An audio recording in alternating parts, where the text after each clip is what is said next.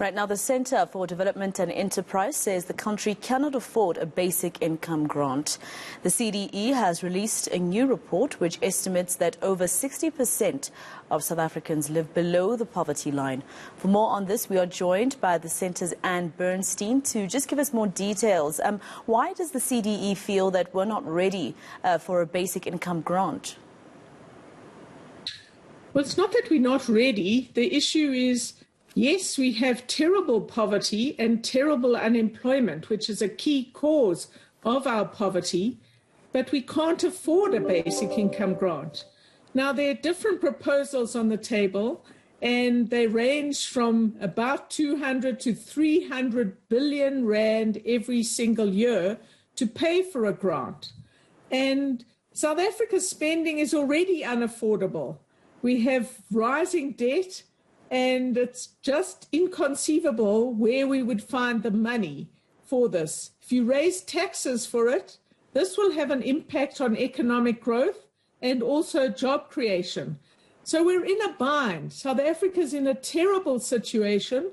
Appalling policy choices over the last decade have led to this really disastrous situation when so many South Africans are in terrible straits. But to think that a basic income grant to millions and millions of people is going to help is the wrong approach. And in fact, we think South Africa will be worse off if we do this. We'll have higher debt, more inflation, and a sort of economic shock throughout the system, which will lead to less growth and less employment. So then, in terms of your findings about people, 60% of South Africans living under the poverty line, I'm not sure if you agree that we at least need a basic income grant, or maybe if you have other solutions in terms of how that 60% of our population can be assisted. Well, we think it's important not to think about magical thinking to solve poverty. We are in a terrible situation. I think in many respects it's a national emergency, a crisis on almost every front. But there are things we can do about poverty that will not make the situation worse. We have to make the hard choices for much faster economic growth. We have to make sure that faster growth is much more labor intensive so that more and more people can get into the workforce. And then we already spend a lot of money on redistribution in South Africa. Cash transfers, which are almost 3 times more than almost any other developing country. Those are well targeted. It's our other redistributive spending where we spend a lot of money, but we don't get value for money. I'm thinking of basic education, of healthcare, of all sorts of areas of state expenditure where we are not getting results anywhere near the amount of money we spend. We need to reform that and get much more effective at that. It's criminal, really, that South Africa's results from our schools mean that we are at the bottom of every single international table. We wallow at the bottom 3, 4, sometimes even the worst of this, and yet we spend more than the national average, more than the international average proportionately of our budget. So we've got to fix our redistributive spending, and we also need a much greater sense of urgency in the country. People are suffering. The country's in deep trouble, and yet we don't seem to get urgency from government. And then lastly, we need a different approach to governance. It's long past time that we dealt with the corruption in our state at every level.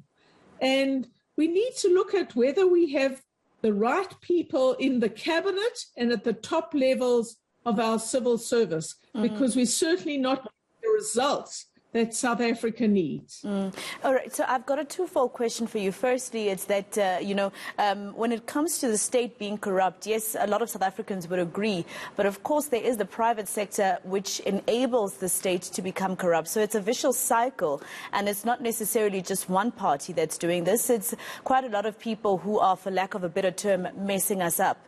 And also, in terms of the other solutions that you talk about, isn't tax, the most transparent form of, assisting the poor? Well, let me deal with the last one first. South Africans are already quite heavily taxed. We have a small tax base when it comes to company and personal tax. We obviously have VAT as well, which affects almost everybody. You can raise VAT, but that would be a big shock to the system. You can raise private taxes, but the Davis Committee in 2015 said that a tax raise will not result in economic growth. So actions have consequences. You raise taxes and you will have enormous consequences on our economy. So that's the point we're making, that it's not just let's have a basic income grant. The key question is, how can we afford it? Of course, it would be nice to give everybody who's struggling some money.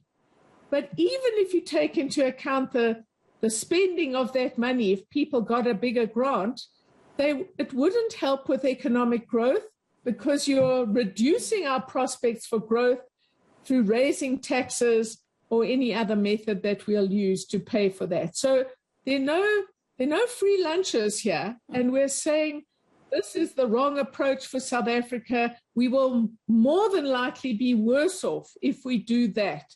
We've got to go for growth, and we've got to make the hard choices for growth and much more labor-intensive growth. All right. Sorry, what was your first question? Well, I think over there you'd agree with me that there's the private sector that enables. Right. Absolutely. So we have created a vicious circle of corruption in South Africa, where the state is captured and is corrupt, and there are private sector actors from the Guptas to many others who are also corrupt, and they participate in this, and we certainly fund the ANC historically and probably today through corrupt activities in many respects. Now, because of state capture, state weakness, and a whole lot of other things, we're not very good at putting the corrupt people on charge and in jail and prosecuting them. I am in favor of prosecuting private sector crooks as much as public sector crooks, and the sooner the better. But we're not able to do that. But we should deal with both, public and private. Anyone who disobeys the law, contravenes the law, steals public money, doesn't conform with all our laws and regulations, the significant ones, should go to jail. Well, thank you so much for speaking to me today. It was quite nice speaking to you. That was Ann Bernstein from the CDE.